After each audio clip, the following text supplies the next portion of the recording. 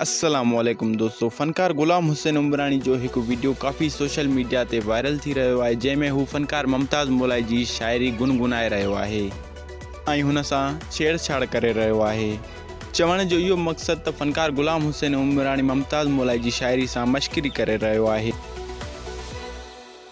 तफ़सीली ॻाल्हि शुरू करण खां पहिरियों जेकॾहिं तव्हां असांजे यूट्यूब चैनल ते नवां आया आहियो त मेहरबानी करे असांजे YouTube channel Sindhi showbiz update खे सब्सक्राइब करण न विसारींदा। सब्सक्राइब करे घंटी जे बटन ते क्लिक कंदा त जीअं असांजी हर नई वीडियो जो नोटिफिकेशन अवां दोस्तनि खे बआसानी सां मिली सघे।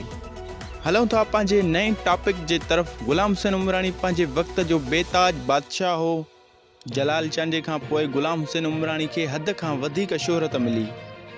फ़नकार ग़ुलाम हुसैन उमरानी जो ताल्लुक़ उस्ताद मोहम्मद बलोचिस्तान सां आहे। शादी जी महफ़िलुनि में फ़नकार ग़ुलाम हुसैन उमरानी फ़नकारी खां अॻु डांस कंदो हुयो ऐं शादी जे प्रोग्रामनि सबबि फ़नकार ग़ुलाम हुसैन उमरानी फ़नकारनि सां बि मुलाक़ातूं कंदो हुयो। उन खां पोइ ग़ुलाम हुसैन उमरानी फ़नकारी शुरू कई ऐं हिकु फ़नकार थियो। फ़नकार थियण खां पोइ ग़ुलाम हुसैन उमरानी केतिरा ई एल्बम कया ऐं पर कामयाबी ग़ुलाम हुसैन उमरानी खे न मिली। उन खां पोइ ग़ुलाम हुसैन उमरानी ते मुमताज़ मोलाई पंहिंजो हथु रखियो।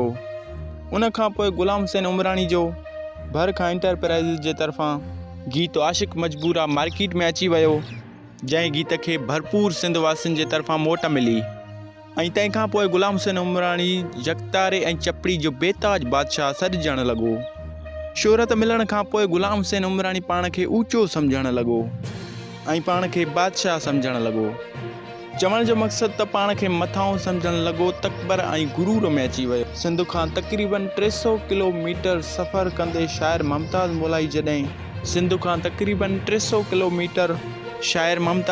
जॾहिं उस्ताद मोहम्मद मिलण वेंदो हुयो त ग़ुलाम हुसैन उमरानी शोहरत जे नशे में अची शाइर मुमताज़ मोलाई खां मिलण में बि इनकार करे छॾींदो हुयो।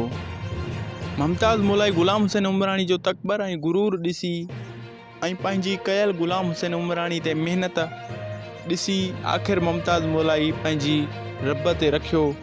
शाइर मुमताज़ मोलाई ऐं महर ड्रिबाई ग़ुलाम हुसैन उमरानी खां हमेशह लाइ अलॻि थी विया ऐं आस्ते आस्ते फ़नकार ग़ुलाम हुसैन उमरानी जी फ़नकारी ज़वाल थी ऐं अॼुकल्ह कोई बि माण्हू फ़नकार ग़ुलाम हुसैन उमरानी खे ॿुधण लाइ तयारु न आहे। हाणे ई ताज़ो ई फ़नकार ग़ुलाम हुसैन उमरानी शाइर मुमताज़ मोलाई जी शाइरी गुनगुनाए ऐं उन ते तनक़ीद ऐं टोक करे रहियो आहे। चवण जो मक़सदु त फ़नकार ग़ुलाम हुसैन उमरानी पंहिंजी दिलि जी बाहि ठाहिण लाइ फ़नकार मुमताज़ मोलाई जी शाइरी ते मश्करी कंदे साबित करणु पिए चाहियो त अॼु बि मां यकतारे ऐं चपड़ी जो बेताज बादशाह आहियां ऐं मुमताज़ मोलाई मुंहिंजे अॻियां कुझु बि न। दोस्तो, इहो बयानु ग़ुलाम हुसैन उमरानी जो काफ़ी सोशल मीडिया ते वायरल आहे ऐं मुमताज़ मोलाई जा काफ़ी परस्तार ग़ुलाम हुसैन उमरानी ते तनक़ीद करे रहिया आहिनि ऐं के त मुमताज़ मोलाई जा परस्तार सोशल मीडिया ते अची ग़ुलाम हुसैन उमरानी ते तनक़ीद कंदे इहो चवनि था त ग़ुलाम हुसैन उमरानी पंहिंजी ज़हनी तवाज़ुन विञाए वेठो आहे। दोस्तो, ही हुई अॼोकी वीडियो जेकॾहिं असांजी तव्हांखे पसंदि आई हुजे त महिरबानी करे असांजी हिन वीडियो खे लाइक कंदा, कमेंट कंदा ऐं सब्सक्राइब करणु न विसारींदा। असांजे हिन चैनल सिंधी शोबिज़ अपडेट खे सब्सक्राइब करे घंटी जे बटन ते लाज़मी क्लिक कंदा। त दोस्तो, वरी मिलंदासीं नेक्स्ट वीडियो में। अल्लाह हाफ़िज़।